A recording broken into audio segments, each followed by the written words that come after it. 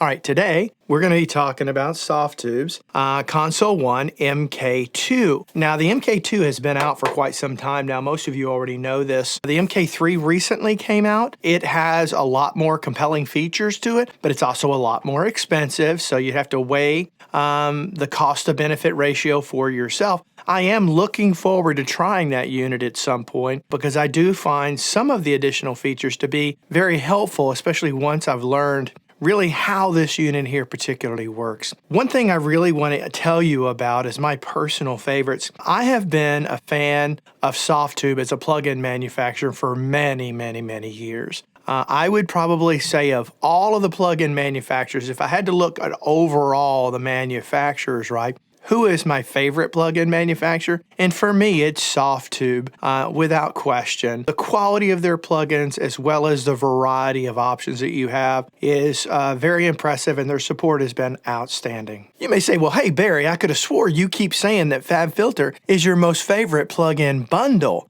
Aha, that would be true for the type of plugins that FabFilter makes. However, Softube makes a lot more variety of plugins with some color and some different tonal characteristics than you can necessarily get. You know, the FabFilter stuff is meant for really specific task-oriented stuff, and it does a phenomenal job. Big fan. But when it comes to overall plugins, to me, Softube wins out, and over Universal Audio, in my opinion. Although, as far as quality is concerned, I think, you know, they're relatively neck and neck for the most part. All right, so here in a second, we're going to move back over to the desk. I'm going to get some cameras reworked so I can get you seeing both what I'm doing on the Console 1 as well as a screen capture of a song that I've used in the past. This is a song from a band called Beyond Silence that is out of Orlando, Florida. I've known these guys for some time. They're more of a metal group. I like all styles of music personally,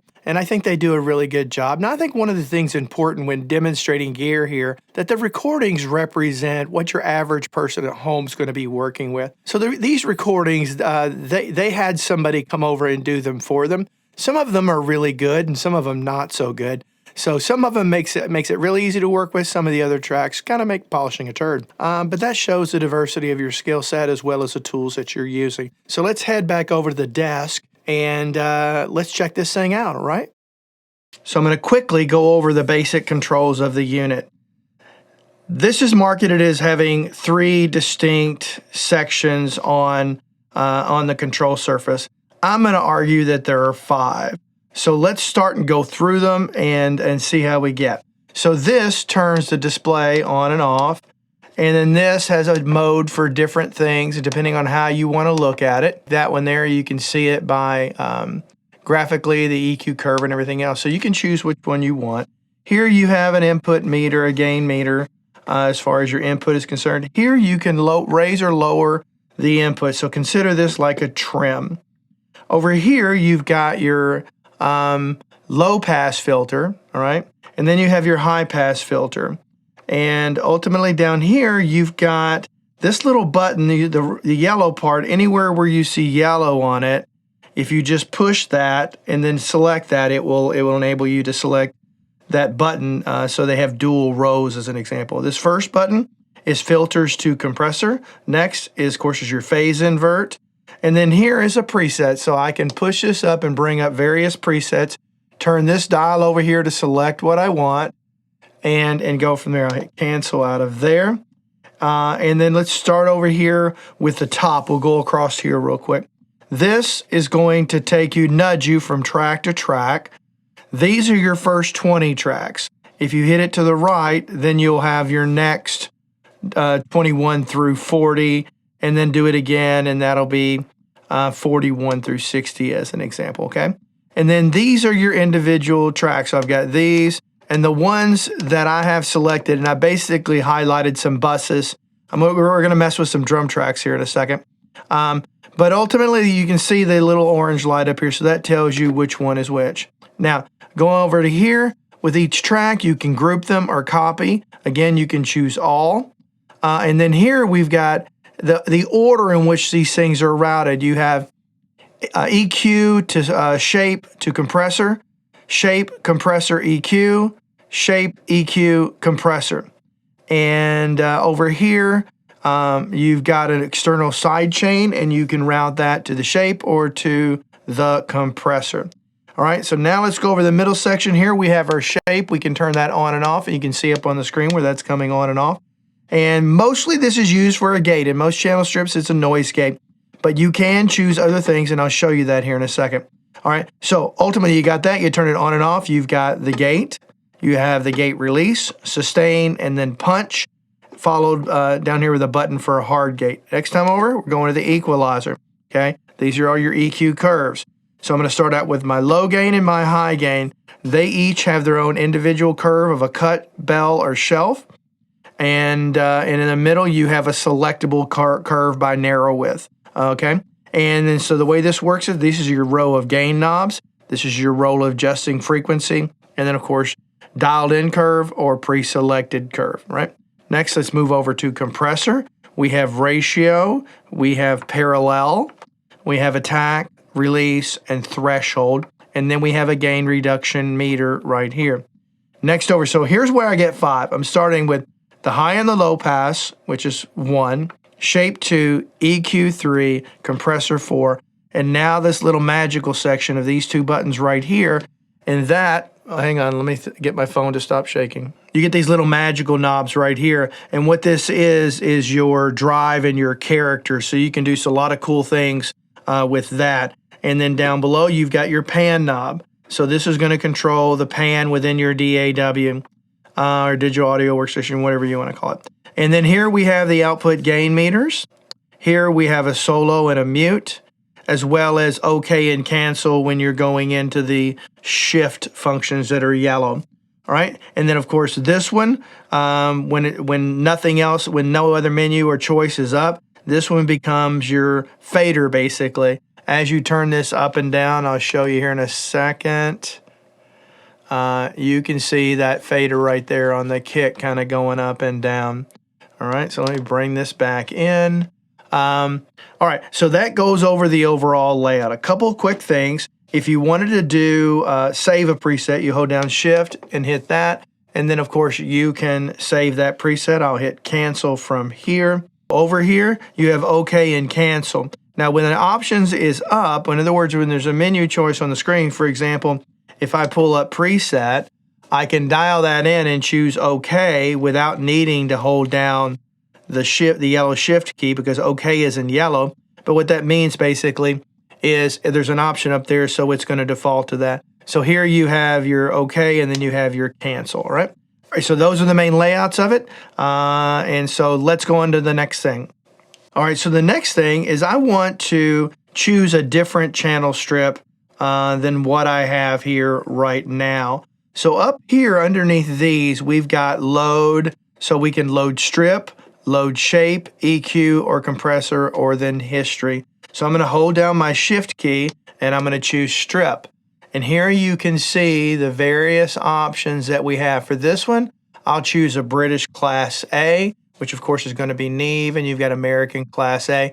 And what these are their plugins that run in the background to this machine. So even though you don't see the GUI of it, this is no different than their Neve emulation as well as their SSL plugin emulation. It's just all happening behind the scenes. And so you've got the ability to do that. So we've chosen the British, and so we'll say OK. Let me choose that and say OK. So now I've got the British channel, and you can see that has changed its look to some degree. All right. So now, let's say for example, now I just want to change one component. I want to change my shape because maybe I don't need to use a noise gate for this. I'm gonna hold down my shift key and then choose my shape. And then from here, let's say for example, if I wanted to do a tape emulation, right? I'll go ahead and choose that. So now this is controlling the tape emulation, whereas the EQ is still the Neve channel strip and the compressor is still the Neve channel strip. And what I just showed you can go across the board for all of us. For the record, there are some universal audio plugins that are configured to work properly with this. But I do believe as of right now, any UA plugin that you're going to use with this has to be their DSP version, not their native version. So keep that in mind. All right, so I'll show you. This does exactly what you would expect it to. Let's start in the EQ section. And let's say I want a shelf and I want to choose a frequency and then boost at 5.2 dB. Now this is where on this particular view, this is where one of the modes may come in a little bit more handy. So there you go. So now you get a chance to see that. So I can bring that up or down, as you can see that. Same thing here. If I want to boost like 1K as an example, and here I can, now you can see the curvature of this, it's not doing a whole lot, but that's the way the Neve plugin works, okay? Same thing for high, mid, and so forth. So you basically have all of those controls across the board for it, all right? So now let's pull up some drums, and I'll just kind of quickly just start dialing in some things. These are raw drum tracks from the song by Beyond Silence that I talked about earlier, and so we're going to check that out now. So here's the tune. These, of course, are your drum tracks in pink, and then I've got bass, guitar, and all that stuff. We're only going to pay attention to drums today. You can see I've got 1, 2, 3, 4 snares feeding into the snare buzz. So the snare buzz is what we're going to be working with today, as well as the kick bus, and we're going to kind of toy around with those. I also have it set up for overheads and then toms as well. But let's just kind of stay focused for our kick and a snare. And let's take this section right here.